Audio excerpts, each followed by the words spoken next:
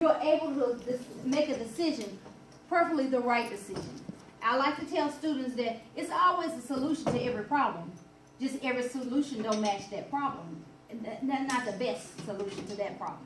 So you keep ironing it out till you find the best solution. Also on there is the empathy. That's something that I wasn't strong at. That's, being aware of how the other people you're working with, how they feel about different things you're doing, how they're feeling, and having the empathy to understand them. Problem solving on there, and of course the communication skills I spoke of earlier. Okay? And when you have a high EQ, you're able to sustain in the workforce as well as in the organization of Alpha Kappa Alpha. Okay? Research now points out that emotional intelligence is as being a critical factor of the success of star performance. In the workforce, those who are star performers in the workforce have a high EQ, emotional intelligence. Now, what that says is that they can work with others. They know that people are going to be, combative with them, and they still could, work with teams and still do okay in being self-aware of what's going on. Okay?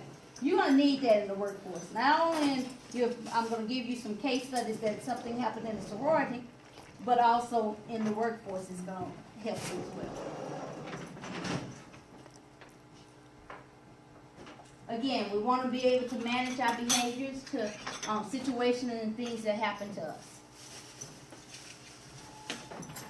High EQ, people understand that working with others, you have to, have the vocabulary, feeling what they're saying, knowing that bad things will happen, but however, you are not focusing on the bad things. You learn from your mistakes and you move on.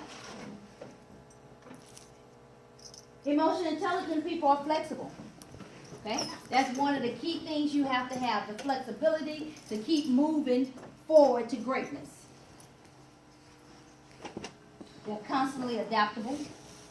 Now, I heard one of my leaders say once, he said, the person that can stand the change would be the person that's standing.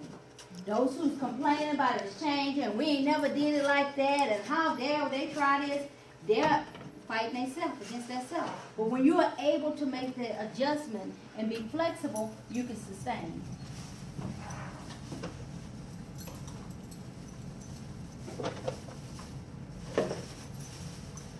It's going to be some terrible things that happen. Working with other people is always a situation. Girl fight, however, when you become in a sisterhood, you got one purpose, to move the organization forward. And if you can sustain that thought of mindset, you can hold out when the soror when in the workforce and you don't like the new boss that came in. In the school system I work in, you always get a new principal. Turnaround is high in the school system. And so with that in mind, you have to always be ready to make a change and work with new leadership. And you have to be able to move forward, even though when the change comes, you'll say, oh man, I liked it the other way, but it's not gonna. The one thing that we teach in science, as a scientist, that constant is ever going to be. You're going to always change something. The emotional intelligence comes down to social awareness. How do things happen? How do people react to you and what's going on? What is the social awareness that you have? Understanding a firm grip of who you are. And that's what I try to teach people now. When I first start working with any group, any new students or whatever, I find out, they don't know who they are. When you don't know who you are and what your abilities are, you cannot move forward because you don't know who you are. So you need a firm grip of who you are and what's your abilities to make it through this organization. Okay? You have to have that self-confidence, open-minded, and create a pretty thick skin because people will just say anything sometimes that may not be appropriate to say towards someone. And if you don't have a thick skin, you will think it's something wrong with you. You have to know, again, God made me perfect, and I do make mistakes, but God made me perfect, so I'm going to keep moving forward. And one of the most important things that sustain you with this emotional intelligence is know when to say no.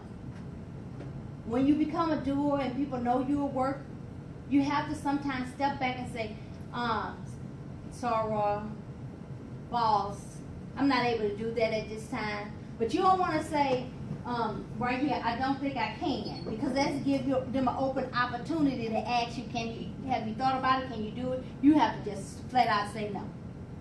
Okay? Just flat out say no so that they'll know that you are not going to extend yourself no more than what you have to, so that you can fulfill the commitments you already agreed to do. Okay?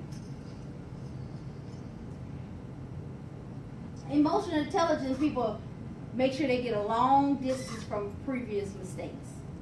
When they know they've made a mistake, they don't keep harping on it. They know they recognize the mistake they made. They